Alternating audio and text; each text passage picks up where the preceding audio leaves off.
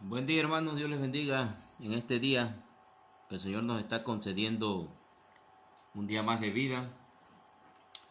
Pues como hemos estado, ¿verdad?, llevando a cabo nuestras enseñanzas, hermanos, programadas sobre el libro de Levíticos. Hoy comenzamos con el capítulo 21, hermanos. Capítulo 21 de Levíticos nos habla acerca de la santidad de los sacerdotes y también, hermanos, del sumo sacerdote y de todos los que intervienen ministerialmente, ¿verdad?, en la intercesión entre Dios y el pueblo. Esa era la función de ellos, ¿verdad? Hacer el procedimiento para acercar al pueblo a Dios, para ofrecer el sacrificio de todos los animales y también el sacrificio de los cereales ante Dios, y el pueblo venía a ellos para realizar toda ese ritual, la ley ritual que le llaman. Bueno, para ese ministerio, hermano, se requería, ¿verdad? Uno de los requisitos importantes era la santidad. Ya hemos hablado, ¿verdad?, que el Señor es el que dicta los requisitos, el que dicta las leyes, el que dice lo que se tiene que hacer, hermano. No es Moisés. Moisés es un interlocutor, es un vocero, es alguien que da a conocer el mensaje.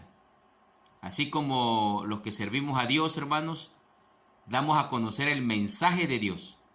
Pero el que dicta, el que hace, el que ordena, el que instruye, es el Dios Todopoderoso. Amén. En este caso también, versículo 1 de Levítico 21 dice: Jehová dijo a Moisés, habla a los sacerdotes hijos de Aarón. En la traducción lenguaje actual dice: Dios ordenó a Moisés que les diera a los hijos de Aarón las siguientes instrucciones. Entonces ahí, hermanos, vemos, ¿verdad?, diferentes palabras, pero con un solo significado. Hablar a los hijos de Aarón, que son los descendientes del sacerdocio, del sumo sacerdocio. Entonces, vamos a ver, hermanos, que uno de los requisitos es la santidad, ¿verdad? Santidad, apartado, consagrado, sacro, viene de la palabra sacro, o sea, algo sagrado, algo que es único, que no se mezcla con otra cosa, que no sirve para otra cosa, sino para lo que está destinado. Algo sagrado, ¿verdad? Cuando nosotros utilizamos esa palabra, ¿verdad?, tenemos un concepto así de que no, eso no me lo toques porque eso es sagrado, ¿no? Está apartado, ¿no? Ya sea un mueble, un traste de la cocina, un vehículo, ¿verdad?, un dinero, en fin, siempre decimos, ¿verdad?, eso es sagrado, o sea, es único, no, eso no me lo toques, o sea, no debe de usarse para otra cosa. Entonces, por eso la palabra santidad, ¿verdad?, quiere decir eso, algo sacro, algo consagrado, algo apartado, único. Y por lo tanto, hermanos, así precisamente estaban constituidos los que ministraban en el pueblo. Gloria a Dios. Había un privilegio muy grande, ¿verdad?, pero también una responsabilidad muy grande.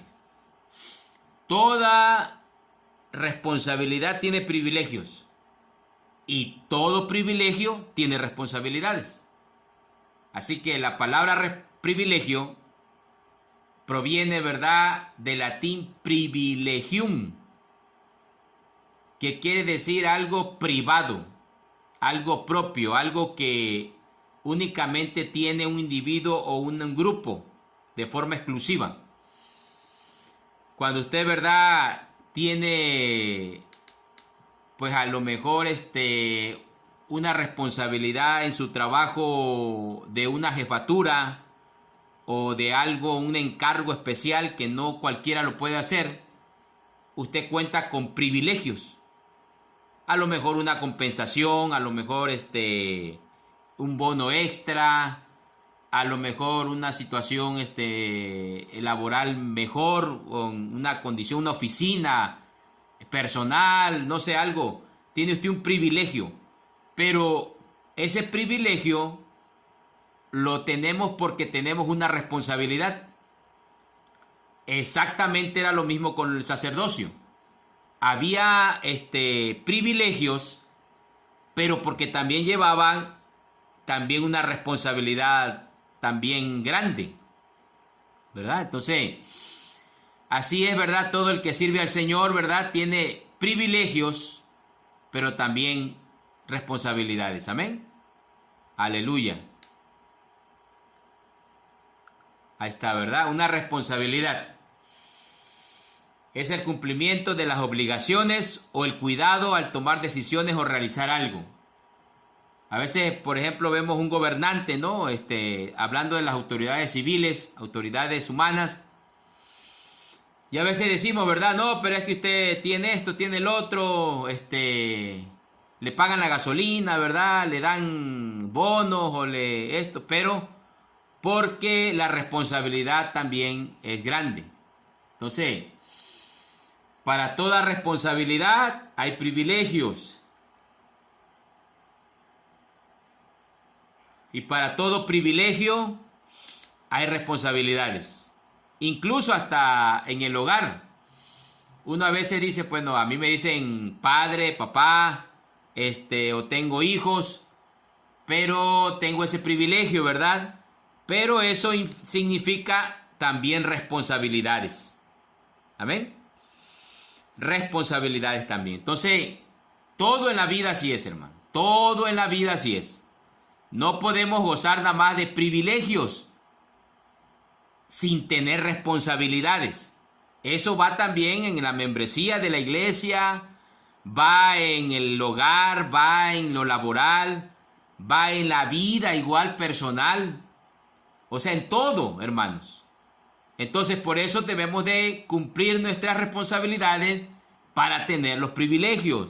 O si uno cuenta con privilegios, hay que cumplir con las responsabilidades. Amén. En la vida espiritual, en la vida material, en la vida personal, en todo. ¿Por qué? Porque así es en el hogar, así es en el trabajo, así es en la vida espiritual delante del Señor. Acuérdense aquellos que recibieron, ¿verdad? ¿Cuántos talentos recibieron? ¿Cuánto dinero le dieron en ese momento para incrementarlo?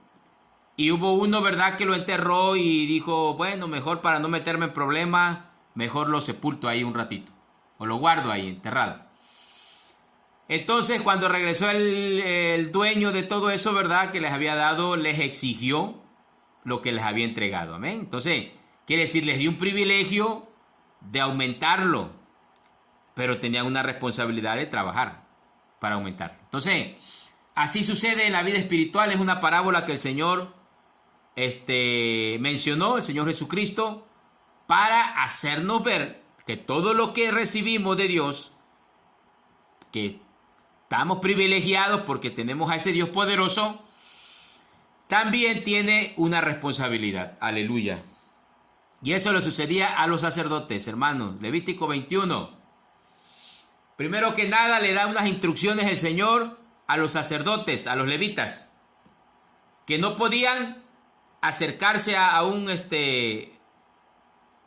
familiar que había muerto porque se consideraba impureza. ¿Sí? Habían requisitos pues que cumplir. Cuando moría algún familiar o pariente cercano, ¿verdad? Perdón, algún familiar que no fuera cercano o que no tuviera consanguíneo, no fuera consanguíneo, y que iban a pasar por ahí cerca o algo así, no podían contaminarse.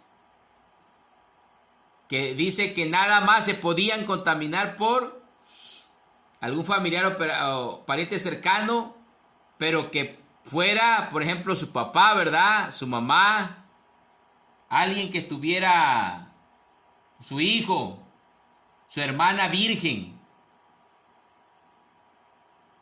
Fíjense nada más, habían requisitos. Todos los que servimos a Dios, ¿verdad? Tenemos, hermanos, que cumplir requisitos. ¿Por qué? Porque tenemos un ministerio muy grande. Ellos en esa parte no podían. ¿Por qué? Porque estaban haciendo una labor ministerial. Eso quiere decir que si ellos se ponían impuros, dejaban de hacer la labor. Entonces Dios nada más le autorizaba ciertas cosas. Como les decía hace un momento, ¿verdad? En la introducción de la enseñanza, les decía que cuando uno tiene en el trabajo ciertos privilegios, ¿verdad? O ciertas posiciones, a veces dice, no, pues me tengo que quedar más tarde. No, tengo que venir en la tarde. O el fin de semana. O estoy disponible cuando me hablen. ¿Por qué? Porque hay un estatus de jefatura, a lo mejor, pero recibes, ¿verdad?, ciertas cosas que los otros no reciben, pero también tienes que cumplir ciertas cosas que otros no deben de cumplir, porque tú eres el que estás para eso, para cumplir. Así le pasaba a los sacerdotes, ¿verdad? No es que Dios fuera insensible o que no podían guardar un luto. Sí había ciertas situaciones en las que sí ellos podían, ¿verdad?, acercarse a un difunto, a una persona fallecida. Pero cuando era un familiar muy, muy cercano, ¿verdad?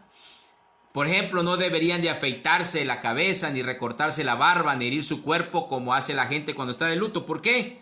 Porque ellos tenían, hermanos, una forma, una santidad o un privilegio de ministrar. Y todo eso, si lo hacían, los dejaba como incapacitados para hacerlo por un tiempo, ¿verdad? Como que entraban a una incapacidad para realizar lo que Dios les había ordenado. Porque ustedes están consagrados a mi servicio, dice. Así que deben obedecerme siempre. Deberán ser diferentes, porque ustedes presentan el pan y las ofrendas que se queman en mi honor. No deberían de tomar, ¿verdad?, cualquier mujer para esposa. Era otro requisito. Fíjense. ¿A qué se debía eso? A que ellos no podían cargar, ¿verdad?, con alguna situación pasada de la persona con la que se iban a unir. No podían, ¿verdad? ¿Por qué? Porque de repente podía haber alguien señalarlos, ¿verdad? Por ejemplo, ahí dice que no podían casarse con una mujer que hubiese sido una mujer prostituta, ni divorciada, ni que haya tenido una situación de violación, o sea, un problema sexual, ¿verdad? Que aunque consideramos que cuando hay una violación no es a veces consensuada la relación, sino que pues fue forzada. Aún así no, ¿por qué? Porque podría a lo mejor, ¿verdad?, tener una mala reputación, podría decir, o a lo mejor podría ocurrir que en realidad se manejó como una violación, pero no fue tal. No sé, podrían haber ocurrido muchas cosas, ¿verdad? Hipótesis que podríamos decir. Pero Dios mejor dice, ¿sabes qué? Mejor no te unas con una persona que haya tenido algún problema así, porque a lo mejor pudo haber sido otra situación, ¿verdad? Diferente. Ustedes están consagrados a mi servicio, ¿verdad? No llevar un estigma o una situación anterior de la vida pasada de esa persona a tu vida, para que no perjudique tu ministerio, para que nadie te señale. Más adelantito en otra diapositiva vamos a ver cómo el Señor, ¿verdad?, en el Nuevo Testamento hay una comparación o algo similar para los ancianos y diáconos, ¿verdad? Que el Señor habla de que no tengan mala fama o que no sean dados al vino, en fin. ¿Por qué? Porque personas así van a tener un mal testimonio. Entonces, por eso Dios, ¿verdad?, en lo ministerial exige muchas cosas. Y no estamos hablando solamente de pastores, ministros o evangelistas o diáconos, no. Estamos hablando que servir al Señor es un ministerio en todas las áreas. Si usted tiene un don, tiene un talento o algo donde Dios le use, debemos de consagrar nuestra vida. Quizá en esa parte, ¿verdad? A lo mejor ahorita en el tiempo de la gracia, pues ya si una mujer que tuvo un pasado de alguna situación de esas que menciona ahí, y se convierte al Señor y forma un matrimonio, pues ya en el tiempo de la gracia para un ministro, ¿verdad? Para solamente tal vez una persona divorciada se afecta a un ministro. Pero en otras situaciones, ¿verdad? Morales que la persona ya se arrepintió, pues puede formar un hogar en el tiempo de la gracia. Pero en el tiempo de la ley, en la ley ritual, era un requisito no tener ninguna condición. Una esposa de un sacerdote no podía tener ninguna condición de esa, ¿verdad? También, ¿verdad? Los hijos, también dice ahí, también que incluso si la hija de un sacerdote, ¿verdad?, se entrega a otros dioses como prostituta, porque ya hemos mencionado que en la antigüedad había en la idolatría de los pueblos paganos donde iban entrando el pueblo de Israel, se daba mucho la prostitución sagrada, le llamaban ellos, que las mujeres, ¿verdad?, se entregaban como una ofrenda a los dioses y tenían relaciones con personas ajenas que llegaban a adorar ahí a los templos como una ofrenda a los dioses. Entonces dice ahí que incluso, ¿verdad?, un sacerdote, si una hija de él presentaba esa situación, tenía que morir quemada, ¿sí? O sea, es algo, ¿verdad?, que ahorita decimos, bueno, ahorita sería algo, un castigo muy fuerte, ¿no? Pero la legislación del momento, hermanos, así lo requería por la investidura que tenía la persona. O sea que la investidura no solamente abarcaba a la persona, al sacerdote, sino a su familia también, a la esposa y a los hijos. Entonces por eso Dios evitaba, ¿verdad?, que alguien que ejercía un ministerio muy especial tuviera un matrimonio de ese tipo con una persona que ha tenido un pasado anterior, porque se corría el riesgo, ¿verdad?, de que por ese pasado volviera a resurgir o fuera señalado, o incluso los hijos pudieran imitar las enseñanzas de la madre. Entonces era muy delicado, hermanos. ¿Por qué? Porque entregarse a Cristo también implica una vida diferente totalmente, ¿verdad? Nosotros somos distintos, somos otro pueblo, dice la palabra del Señor. Somos una nación santa, un pueblo diferente, ¿verdad? Algunos dirán, oye, ¿por qué nosotros no podemos tomar unas cervecitas ahí? No, pues somos distintos. ¿Por qué no podemos unos cigarritos ahí? No, pues somos distintos, amén. ¿Por qué tenemos que guardarnos de palabras obscenas? Somos distintos, somos diferentes, hermanos. Nuestro Padre es el Dios Todopoderoso, no es el maligno. Entonces nosotros tenemos que parecernos a nuestro Padre eterno, dice la Biblia. Somos parecidos al Padre Celestial. Entonces, por eso tenemos que imitarlo a Él en santidad. Amén. También nos habla el capítulo 21, del versículo 9 al 15, instrucciones a los sumos sacerdotes.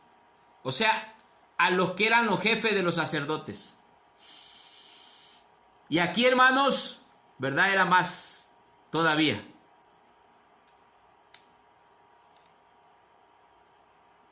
Todavía aumentaba más los requisitos.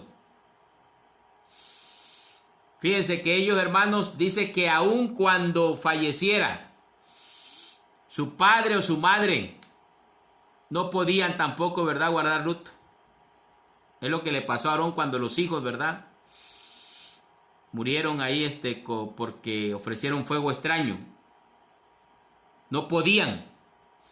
¿Se imaginan? Era algo, ¿verdad?, que uno dice, Dios mío, pero tanto. Bueno, es que entre más privilegios tenían, más requisitos Dios demandaba. ¿Por qué? Porque también tenían más autoridad, ¿verdad? Es lo que sucede. Usted se mete con Dios, ¿verdad? Dios le da más autoridad, le da más, pues prácticamente privilegios. ¿Se imagina? Entonces, quiere decir que usted va a gozar de muchas cosas, pero también Dios le va a exigir de muchas cosas también. Amén. Entonces, Dios, hermanos, es exigente. En la versión Reina Valera, el versículo 13 dice: tomará por esposa a una mujer virgen. No tomará viuda, ni repudiada, ni infame, ni ramera, sino tomará de su pueblo una virgen por mujer. Aquí la traducción lenguaje actual nos dice que debe de ser de su misma estirpe. Pero lógicamente, hermanos, hay condiciones. Una parienta está diciendo que no que sea una prima, una hermana, no, sino Dios ya había dado, ¿verdad? Hasta desde qué grado de parentesco podría. Cuarto grado de parentesco, o sea, ya poco lejano, ¿va? Parientes lejanos. Pero está hablando en el sentido de que tratara de que la estirpe o la descendencia tuviera la misma genealogía. La genealogía. No cercanos serán cercanos, ¿verdad? Próximos no. Pero sí que tuviera, por decir así, ¿verdad? Como que si dijéramos nosotros, hoy en la actualidad, que nosotros tuviéramos esa situación, ¿no? De que para no mezclar, casarse, por ejemplo, con tabasqueños nada más, entre tabasqueños. No de otro estado de la República, ni menos de fuera del país, ¿va? Aunque no sean parientes en cuanto a sanguíneamente, pero sí son del mismo lugar, ¿no? Y dijéramos, no, pero para que todos tengamos las mismas costumbres, ¿no? O la misma creencia. Lo que sucede hoy en día, ¿verdad? Siempre se le dice a los jóvenes, cásense con cristianas iguales, yugo igual, lo que dice Pablo. El sacerdote igual, el sumo sacerdote tenía que escoger una mujer, ¿verdad? Era un requisito. Algunos dirán, pero ¿por qué? Porque la descendencia tenía que llevar la misma fe, el mismo ministerio. Incluso, hermanos, dentro del ministerio, hay veces que hay parejas que se han casado y resulta que la mujer, aunque sea cristiana, no comparte el ministerio pastoral. O no tiene el mismo llamado. Y entonces eso a veces implica ciertas diferencias, porque tener un llamado ministerial, pastoral, evangelístico, de maestro, en fin, misionero, eso implica, hermanos, ciertas responsabilidades que no tiene cualquier miembro de la iglesia. Así pasaba lo mismo con el sumo sacerdote. Tenía que cumplir ciertas actividades, ¿verdad? Un pastor, por ejemplo, a veces estamos las 24 horas, ¿no? O sea, no hay un día que diga, oye, no, si surge la necesidad, pues hay que estar ahí. Y a lo mejor, ¿verdad? Una hermana, si se casa un pastor con una hermana que no tiene ese llamado y de pronto, oye, ¿por qué te vas? ¿Y por qué esto? Oye, yo no quiero depender nada más de la iglesia, ¿no? En fin. Siempre hay diferencias, ¿verdad? Aunque sean cristianos. Entonces, por eso el sumo sacerdote tenía que escoger una persona que tuviera, ¿verdad? Sus descendientes, dice, siempre serán aptos para mi servicio. ¿Por qué? Porque no iba a influir. Hemos visto, por ejemplo, matrimonios mixtos, donde la muchacha era cristiana o el muchacho era cristiano y la otra persona, ¿verdad? No era. Y a veces los hijos no saben para dónde agarrar, ¿verdad? O son de otra fe diferente. Y a veces dicen, no, pero es que mi mamá guarda el sábado y tú no lo guardas. O mi mamá sí tiene sus altares ahí y tú no. En fin, ¿verdad? ¿Te imaginas? Es una mezcla. Entonces el sacerdote tenía que cumplir esos requisitos. Por eso les comento que nosotros somos un pueblo distinto, diferente. Aquí está lo que les decía, hermano, hace un momento. Tanto en el Antiguo Testamento como en el Nuevo habían requisitos para diáconos y obispos. Ya en el Nuevo Testamento, ahí está 1 Timoteo 3 del 1 al 13, Tito 1, capítulo 1 del versículo 5 al 9. Todo privilegio tiene sus requisitos y responsabilidades. Entre más privilegios tengamos, más responsabilidades adquirimos. Eso es así. No puede haber privilegios sin compromisos, ¿verdad? Es como cuando usted compra un terreno, ¿no? Una casa. Y dijo, no, pues no me dejes la escritura, así nada más te la compro, ¿verdad? Para que me salga más barato. Ah, padre, es algo, ¿verdad? Sin estabilidad. ¿Por qué? Porque en cualquier momento, si usted no tiene ningún documento, le pueden echar de ahí. Pero ¿cuál es ya lo que hace un compromiso firme? Tener una escritura. Sale cara, dice, no, es que es muy costoso, ¿sí? Todo es más, o sea, pero son más privilegios, ¿no? O sea, así son las responsabilidades. Oh, es que ahora me exigen que yo haga esto. Sí, pero ¿tiene usted qué? Un puesto ya más alto, ¿no? Tiene cobra más, por decirlo así. O tiene ciertos privilegios que no lo tienen los demás. Sí es cierto, pero pues así es todo, ¿verdad? En la vida. Entonces, así exactamente pasa, hermanos. ¿Queremos llegar a la vida eterna? Es un privilegio, ¿verdad? Llegar a la vida eterna. Pero tenemos que cumplir con muchas cosas, hermanos. Esforzarnos. Y a veces decimos, Dios mío, es que ya no puedo. Pero con la ayuda del Espíritu Santo vamos a poder, ¿verdad? No es con nuestra fuerza. Amén. No es con nuestra habilidad, ni nuestra labia, ¿verdad? Nuestra facilidad de palabras. No. Es con la ayuda del Espíritu Santo, porque así lo dice el Señor. Sin Él nada podemos hacer. Entonces, por eso, hermanos, es bonito esforzarse, ¿verdad? Con la ayuda del Señor, porque Dios nos va a dar muchos privilegios.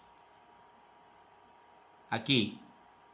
Otra parte que nos habla el capítulo 21, hermanos, es del versículo 16 hasta el versículo 24, es que Dios ordenó que aquellas personas que tuvieran un defecto físico no podían ejercer, ¿verdad?, el ministerio.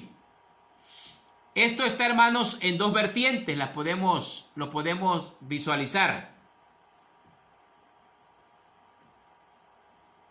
En dos vertientes. La primera, la última parte de este capítulo menciona las discapacidades que la descendencia de Aarón podría tener y esto le impediría ejercer su ministerio. Si lo tomamos desde el punto de vista espiritual para esta enseñanza, hermanos, que se toma también así, lo vamos a ver en el aspecto espiritual de que toda discapacidad espiritual, que podríamos llamarlo como todo pecado público o oculto, nos estorba. O sea, estar, por ejemplo, espiritualmente ciegos, por decirlo así, ¿verdad? Que es una discapacidad que menciona el capítulo 21. Podemos tomarlo que no miramos, ¿verdad? No tenemos visión de Dios. Y eso nos va a impedir ejercer ministerio. ¿Por qué motivo? Porque la visión de Dios se ha perdido. ¿Por qué vino la ceguera espiritual? Nuestra falta de oración, a lo mejor, de búsqueda a Dios, de obediencia a la palabra, nos está estorbando. ¿Verdad? Una ceguera espiritual, una discapacidad. Y así podemos, hermanos, ir, ¿verdad?, visualizando la discapacidad física con una espiritual, comparándolas, ¿no? Y uno va a ir diciendo, no, pues sí me impide. Hay personas, ¿verdad?, que a veces tienen una vida oculta y están viviendo en pecado y van a dirigir o van a ejercer un ministerio y pues se sienten mal. A lo mejor se sienten mal y dicen, oye, no tengo libertad para adorar. No tengo libertad para poder orar porque algo está estorbando, ¿verdad? Es una discapacidad espiritual. Entonces, cuanto más, ¿verdad? Cuando ejercemos un ministerio, pues si alguna discapacidad espiritual, algo nos está estorbando, porque el Espíritu Santo se contricta, entonces prácticamente nos impide ejercerlo. No podemos. ¿Por qué? Porque el Espíritu Santo se contricta y ya no nos usa de una forma igual. Ya no tenemos la fluidez que deberíamos de tener antes. Y eso hace que ya no impacte, porque acuérdense que la palabra que uno dice es la palabra de Dios, no es la palabra de uno. No es la habilidad de hablar bien, de tener mucho conocimiento, intelectualidad, no. Es el poder de Dios el que usa la vida de uno y entonces es el que impacta. Por eso el Señor dice que el que convence de pecado al mundo es el Espíritu Santo. Amén. Entonces por eso, cuando ya hay una discapacidad espiritual, que podríamos decir algo está estorbando, algo nos está faltando, algo nos está impidiendo, entonces no podemos hacerlo de la misma forma. Entonces, si lo tomamos desde ahí, ¿verdad? Que esa es una buena enseñanza también. Tenemos que analizarnos y decir, bueno, tengo esta discapacidad, este problema, tengo que renunciar a ello. Y tengo que pedirle al Señor perdón y le tengo que pedir que me ayude y le tengo que suplicar que me perdone y vuelva yo a poder tener la capacidad para servirle bien. A gloria a Dios, aleluya. Y la última, hermanos, es la capacidad física, la discapacidad física, que el Señor menciona ahí en el capítulo 21 específicamente, pero no es discriminatoria. Quizá algunos podrán pensar, alguien que lo lee así de repente, dice, pero ¿por qué el Señor impide que alguien con una discapacidad física ejerza o le sirva? No es para discriminar. Si vemos el contexto de lo que está diciendo el Señor, si lo analizamos bien y leemos desde la preparación del altar y de todo lo que tenía el tabernáculo, vamos a mirar que para poder ejercer esa labor o ese trabajo, ese ministerio, se requería estar completamente bien de todo su cuerpo físico. ¿Por qué? Porque, por ejemplo, el altar se subía con una rampa, porque tenía una altura considerable. Y entonces, hermanos, si alguien tenía una estatura, por ejemplo, dice enanismo ahí, una estatura, ¿verdad?, muy pequeñito, no podía alcanzar el altar. Gracias a Dios que estamos en la era de la gracia, ¿verdad? Porque personas que somos bajitos, si no dábamos, ¿verdad?, la estatura como en el ejército, no podíamos ejercer esa labor, ¿ven? Pero en ese momento sí había, ¿verdad?, una razón por la cual tener cierta estatura. ¿Sí? Alguien que estuviera con problemas visuales, ¿cómo iba a ver lo que se iba a ofrecer? A alguien le podía llevar, ¿verdad?, algún defecto, un becerrito, una oveja con defectos. Y no iba a mirar bien que tenía una patita quebrada, que tenía una oreja mocha. Entonces se requería ¿qué capacidad? Tener su vista bien, ¿verdad? No podía, dice alguien que tenía problemas, ¿verdad?, de la vista, ¿verdad? Ciego, visco, cojo, manco, no tenía, si no tenías alguna extremidad, por ejemplo, una mano o una pierna. ¿Te imaginas para cargar al becerro, para cargar a la oveja? Te ibas a caer. ¿Por qué? Porque pues faltándote una pierna, faltándote una mano, pues ya no puedes, ¿verdad?, cargar igual, ¿verdad?